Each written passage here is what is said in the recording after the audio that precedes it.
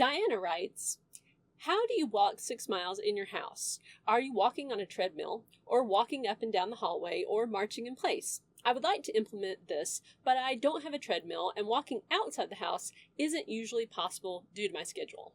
That's a great question, Diana. And first I'll talk about the how I did it, and I'll talk about also the why, because I think that's really the most important thing to talk about here. And then I'm also going to talk about what I do nowadays. So back in 2016, that's when I got very clear, I'm going to walk 6 miles a day. And that was the commitment that I made to myself, because I thought if I'm doing intermittent fasting, I need to have some sort of exercise component. My thinking back then was I need to be moving more and like eating less in some way. But what I found was, even though I had made that commitment to myself, I kept trying to push it to the very last minute of the day. Like, it would be late at night and I still didn't have my steps in. And what I started to notice was it started to become this thing where I thought I had an excuse. Like, oh, well, it's too late to be walking outside.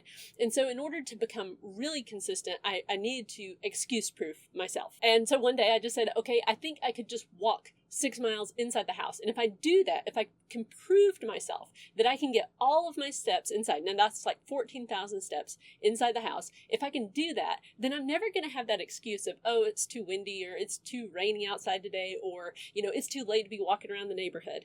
And so once I got it in the first day, I realized like I can just do that. And so what I did was literally just walked inside my house. And sometimes I would, especially in the beginning, like I thought, okay, I'll just walk, from one side of my house to the other, from like the bedroom to the kids' room. And I would just go back and forth like that.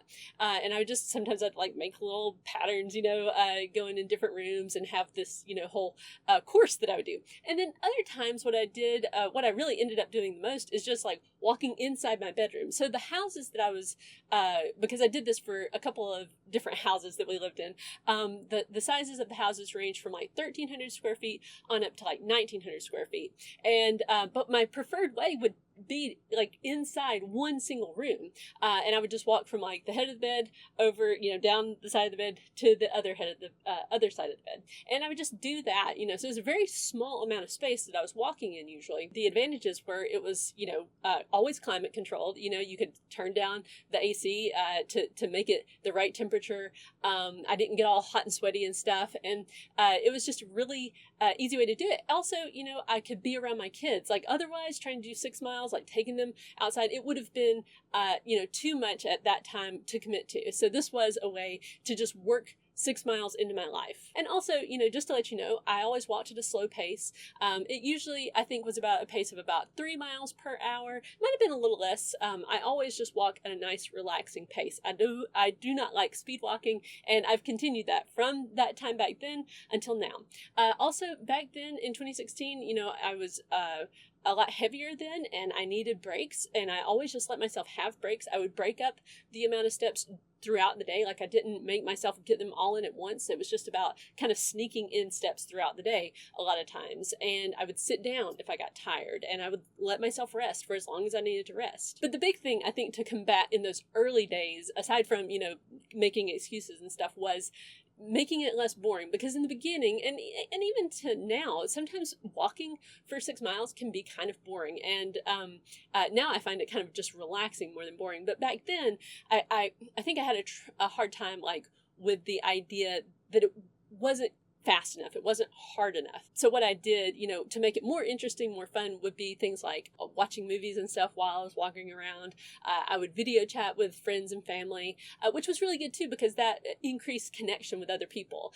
And then also, I started listening to podcasts, which really made the miles go by quickly, because I love listening to podcasts. And what I found was there were some really good reasons why to do the 6 miles. So why did I continue to walk the 6 miles? Because I did get the weight off, and I still continue to walk 6 miles even to this day, even though it's changed a little bit for me. In the beginning, I thought, oh, it's all about the calorie burn. And I have just decided the calorie burn, just really probably isn't worth it, as far as, you could certainly do a harder exercise and probably burn more calories than, walking 6 miles a day. But for me, the big benefit has been the mental health aspect of this, the relaxation.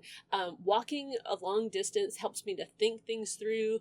It also, in the beginning, certainly made the fasting window a lot easier, because in the beginning, it was really hard to just not eat when I felt, like I felt that urge to, grab a snack or something. But if I thought to myself, well, I have to go get my miles in, like that's something that I have not done yet today, it just helped me to just not eat during the fasting window. And walking has just helped me to feel physically good. Like I have fewer aches and pains than I did when I was overweight and sedentary. Of course, you really never can tell. It could be because I have less weight to carry it around, or it could be because of the walking. I continue to do it because I really do feel like walking helps me to just feel better. So nowadays, what do? Because my life has changed from 2016 until now.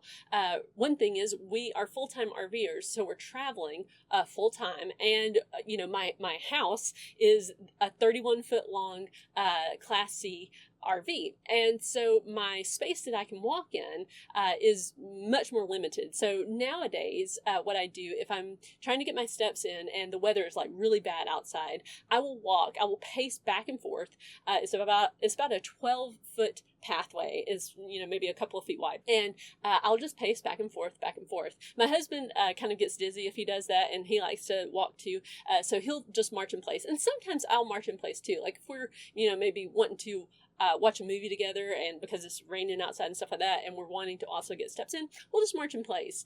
Again, it's about just getting up and not just sitting around all day at this point. But now my preferred way of getting my 6 miles in is to go outside and get into nature, walk outside, especially barefoot hiking. That is my favorite way to get my miles in. And I still do walk at a slow pace. Usually I'm either listening to podcasts or talking with my husband because he likes to walk with me too.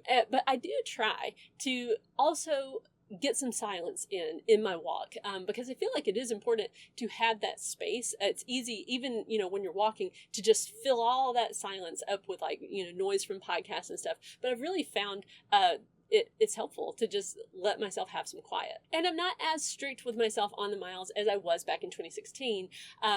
Even in 2017, when I decided to maintain my weight loss, I experimented with not always getting my steps in versus sometimes getting my steps in, and what I found is I generally prefer to get my steps in. But nowadays I take a day off. On Sundays I don't do any intermittent fasting, and I don't do any step goals. I mean, I will get outside and take walks and stuff, but I don't have a step goal for that day. And I also have rules in place for on travel days. I don't require myself to get my steps in, and that's just all about figuring out how all this still fits in my life so that the plan continues to work in my life. So with that said, if you find that, 6 miles is too much of a commitment, I would just encourage you to figure out what will work in your life. What does work with your schedule? What can you be really consistent with, and what do you enjoy? So thank you for your question, Diana. Now, if anyone else out there has a question that you'd like me to answer about weight loss, intermittent fasting, or walking, you can go to my website, 6milestosupper.com/ask, and leave your question there.